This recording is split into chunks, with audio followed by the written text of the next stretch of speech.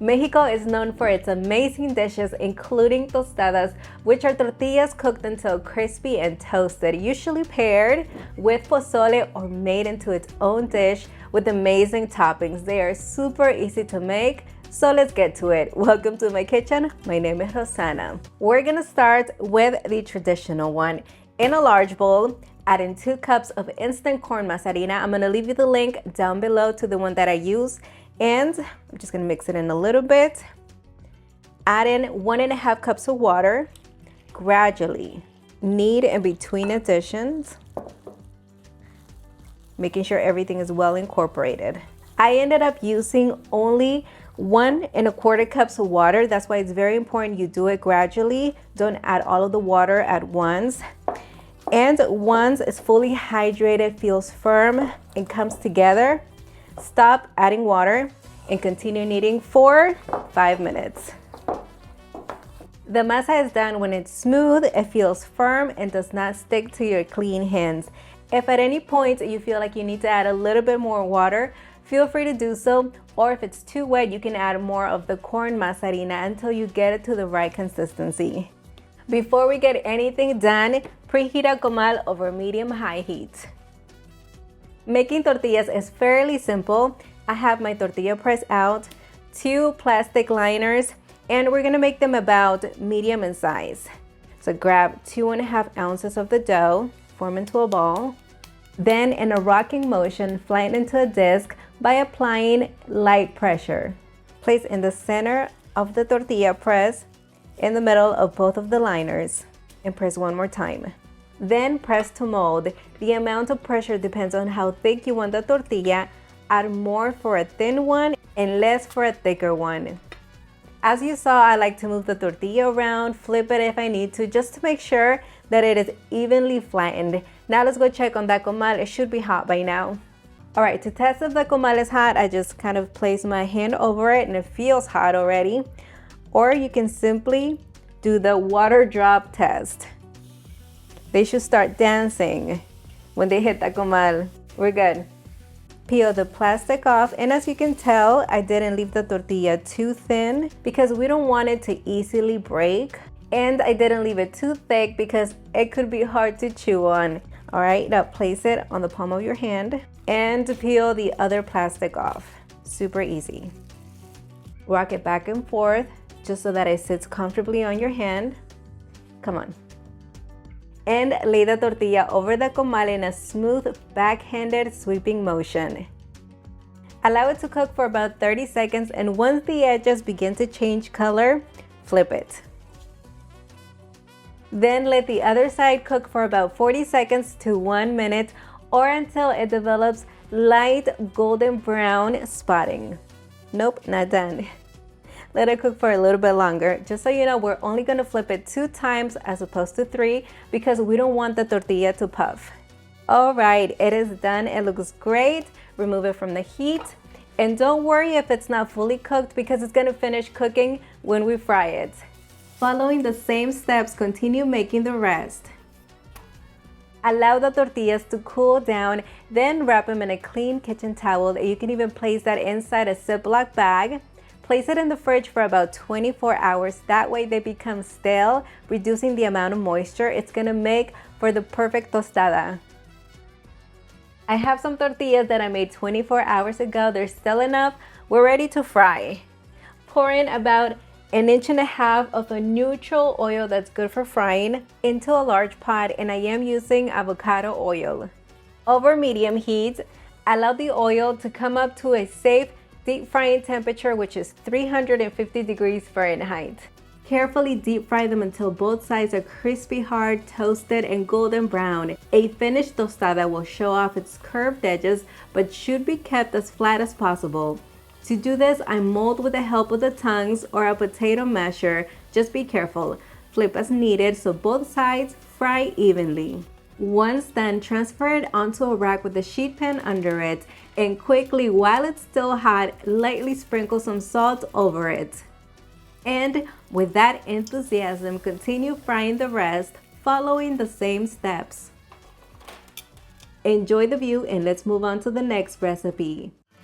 We recently traveled to Jalisco, Mexico, and oh boy, do they take their tostadas seriously. That's why we're making tostadas raspadas, which are basically scraped, creating this rough texture that's just amazing. Believe me, these are popular in Jalisco.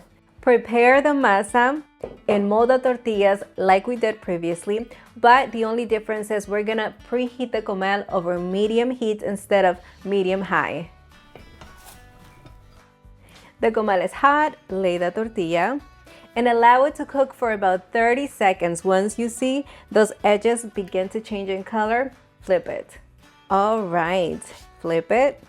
We're basically going to cook the tortillas the same way we did the previous ones, except that now we're gonna let it cook for 2 minutes, allowing them to fully cook, kind of toast at the bottom, and develop those light golden brown spots.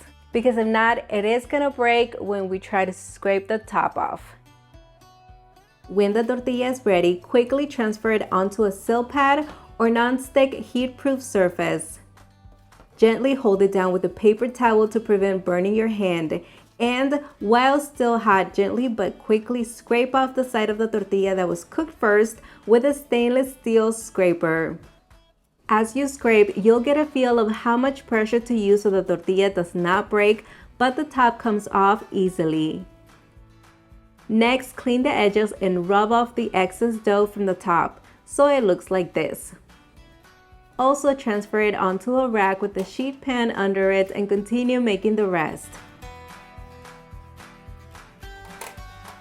Preheat your oven to 350 degrees Fahrenheit and bake the tostadas for 10 minutes.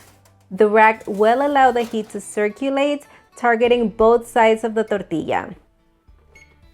Ooh, it smells like corn in here. Baking them for a short period of time will remove moisture and dry them out.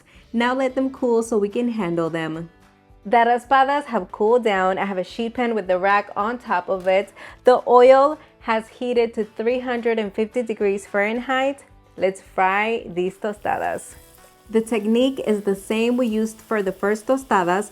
The only major difference is that raspadas fry faster because they are thinner. So keep that in mind. I mean, they take about 30 to 40 seconds total depending on the temperature of the oil.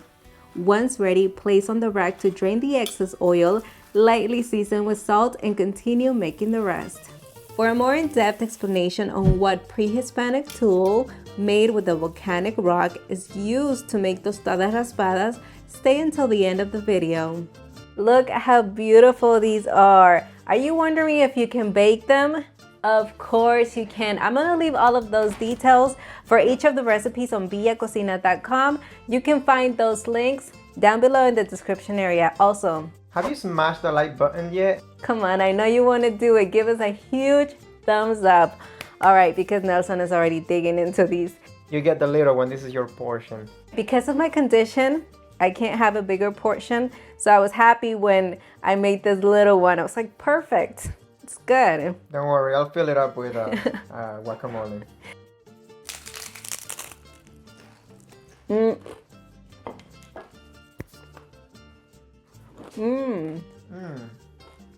There is no comparison to store-bought. I mean, this is crazy good.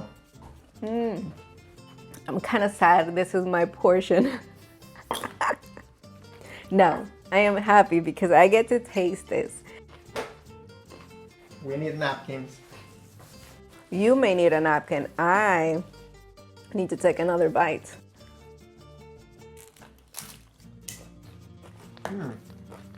Let's talk about this mini metate. It is the cutest thing. I purchased it on my recent trip to Mexico. So these are normally kind of big because this is where they actually grind the nixtamal, which is the corn for the tortillas. This is actually what's used to scrape off the top of the tostadas. So they put the tortilla right in the center. So imagine it's a big one, of course. And with a hand, they actually scrape off the top. It is art on its own. But obviously I wanted to bring something that you guys could make at home. So a scraper did great. I love sharing with you things that are artistic, that make Mexican cuisine so unique and wonderful. It's not just flavors, it's like history of amazing dishes. So Thank good. you, Jalisco. And thank you, any other part of Mexico that makes tostadas. All right, I really hope you enjoyed this recipe. Don't forget that you can follow me on all of my social media platforms. Also, you can subscribe and click that notification bell. That way you don't miss out on any of our videos. We missing anything? Eating the rest of the tostada. All right, until the next one. Bye.